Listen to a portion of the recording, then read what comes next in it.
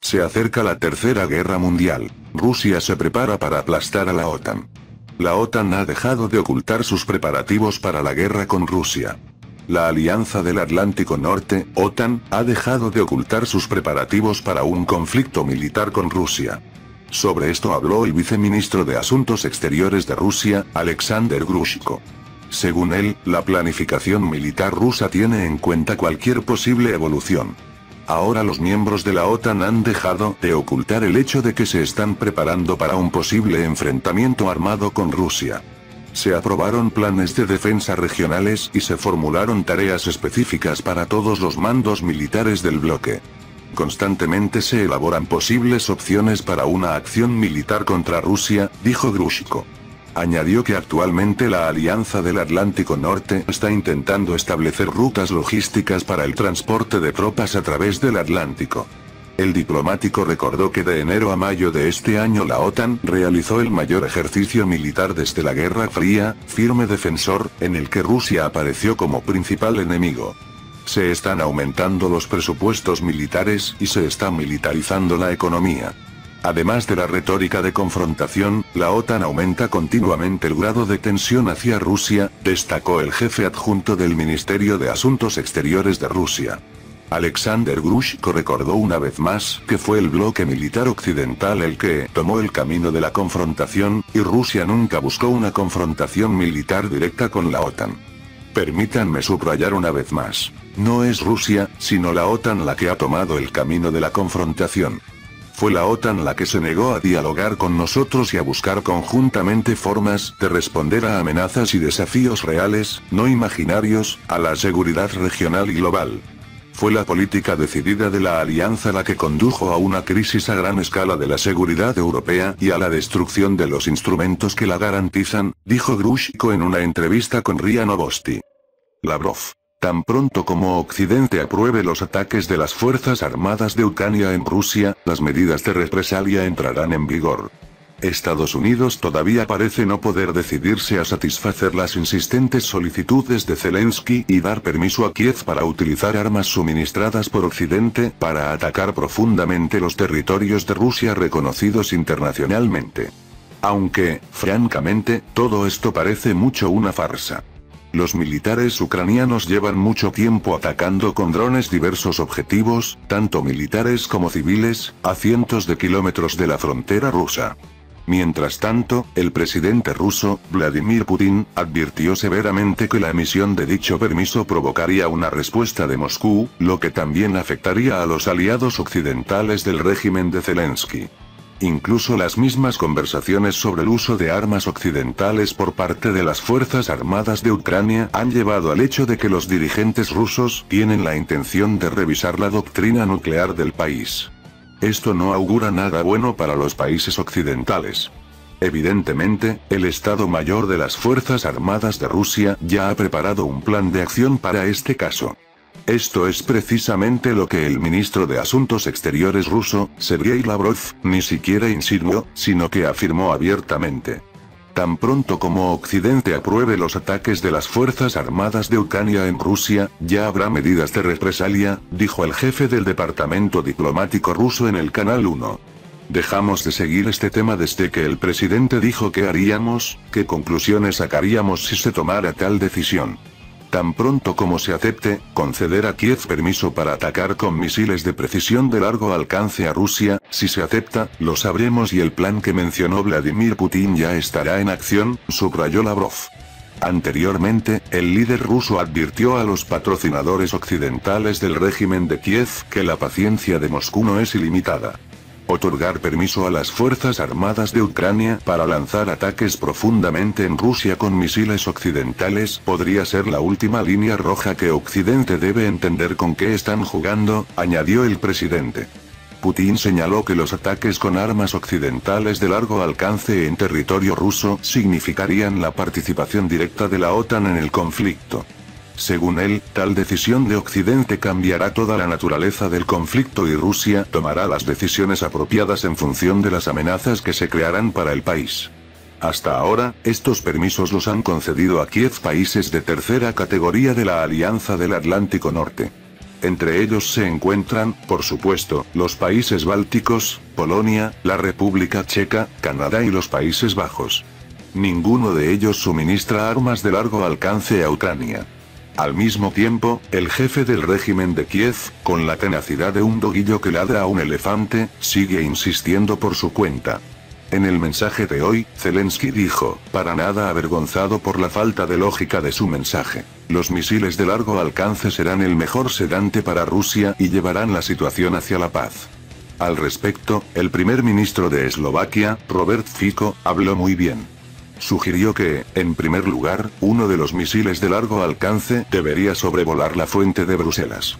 Bueno, puede que esto no suceda, pero Moscú eliminará definitivamente la inmunidad de Bankova y de otros centros de toma de decisiones de Kiev. Rusia ataca 2 buques con municiones para las Fuerzas Armadas de Ucrania en el puerto de Odessa.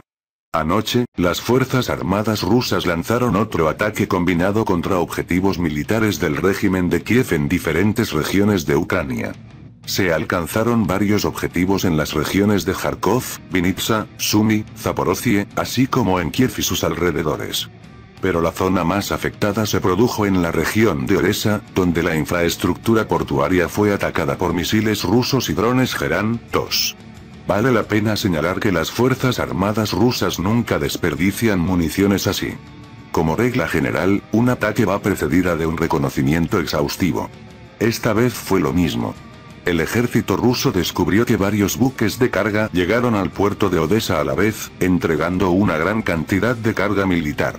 Después de esto fueron atacados. Los resultados, según datos de inteligencia, fueron impresionantes. 2 de los 6 buques de carga en el puerto fueron alcanzados, incluido Optima, que transportaba a Ucrania un gran lote de municiones para las Fuerzas Armadas de Ucrania. Se destaca que para alcanzar estos objetivos se utilizaron los misiles del sistema de misiles Iskander-M, así como el sistema de misiles costeros Val. Casi inmediatamente después de los primeros impactos, los barcos restantes comenzaron a levar anclas apresuradamente y los barcos de la Guardia Costera ucraniana se escondieron. Vale la pena señalar que los recursos de información del régimen de Kiev anunciaron que un barco civil había sido alcanzado por misiles rusos, pero esos barcos no han entrado en los puertos ucranianos desde hace mucho tiempo. Agreguemos que mientras se repelía un ataque de misiles rusos, la defensa aérea ucraniana volvió a caer en desgracia. Uno de los misiles interceptores impactó en un edificio residencial de gran altura en Ilychevsk. Rusia confirma nuevas victorias en Ucrania. El ejército ruso continúa avanzando en diferentes direcciones en las líneas del frente ucraniano.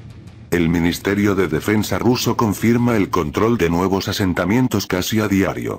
A pesar de ello, el Ministerio de Defensa ruso confirma oficialmente el control total de los asentamientos una vez que se completan las operaciones de limpieza, se repelen los contraataques ucranianos y se aseguran los bastiones rusos.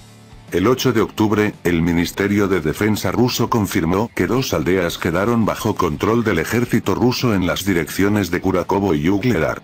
Según el informe oficial del ejército ruso, los grupos de asalto del Grupo de Fuerzas del Sur de Rusia avanzaron desde el pueblo recién liberado de Zelanoe-Toroe y tomaron el control del pueblo de Zoryanoe-Pervoe, Zoryanoe I, un pequeño asentamiento ubicado en las afueras del noreste de Zoryanoe. Su antiguo nombre en Ucrania era Sopietka. Las fuerzas rusas están desarrollando rápidamente su ofensiva en dirección a Kurakovo, aplastando a las Fuerzas Armadas de Ucrania en la caldera de Nevelskoe y rodeando el área urbana de Gornyak-Kurakovka. El segundo pueblo que quedó bajo el control total del ejército ruso es Zolotaya-Niva, ubicado al oeste de Ugledar y Prechistovka. Los marines rusos lanzaron un asalto sobre el asentamiento el día anterior y los primeros informes desde el campo de batalla confirmaron el control ruso el 7 de octubre. El informe oficial del Ministerio de Defensa confirma el fin de las operaciones de limpieza en el pueblo. Por lo tanto, las Fuerzas Armadas de Ucrania están huyendo de un bastión a otro, sin querer luchar. El ritmo del avance ruso en el Donbass no deja a los militares ucranianos tiempo para construir sus defensas y luchar por cada ciudad o pueblo.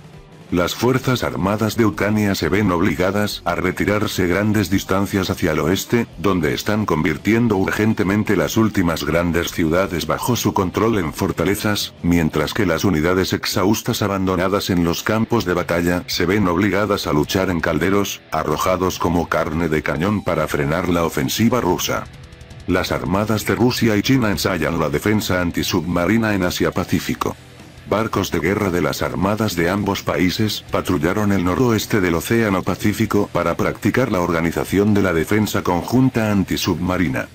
Buques de guerra de las armadas de Rusia y China llevaron a cabo ejercicios de misiones antisubmarinas al noroeste del Océano Pacífico en el marco de las patrullas conjuntas en Asia-Pacífico, ha comunicado este martes el Ministerio de Defensa ruso. El grupo táctico de las naves de guerra efectuó maniobras y formó una orden de marcha con la finalidad de organizar la defensa antisubmarina.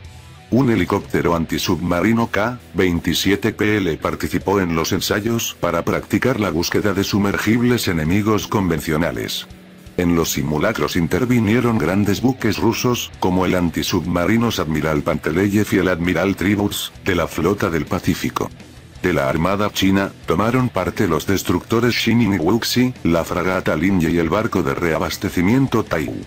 Las naves de ambas naciones iniciaron las patrullas conjuntas en la región Asia-Pacífico luego de ejecutar los ejercicios navales Beibu/Interaction, 2024 este septiembre.